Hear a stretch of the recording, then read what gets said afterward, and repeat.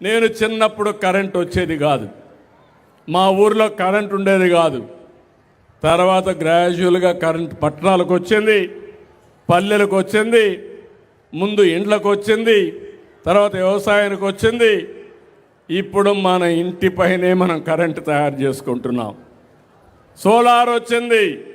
మీ అందరికీ పిలిపిస్తున్నా, మీరు ముందుకు రండి, మీరు కరెంటు ఉత్పత్తి చేసుకోండి. పేదవాళ్ళకు అండగా నేనుంటా.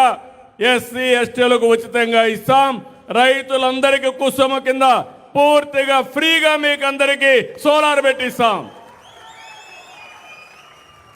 బీసీలకు అదనంగా గవర్నమెంట్ ఆఫ్ ఇండియా ఒక 2 మెగావాట్లకి 60,000 రూపాయలు ఇస్తే మనం ఒక 25,000 ఇచ్చి మొత్తం 70 నుంచి 95,000 రూపాయలు మీకు సబ్సిడీ ఇస్తాం.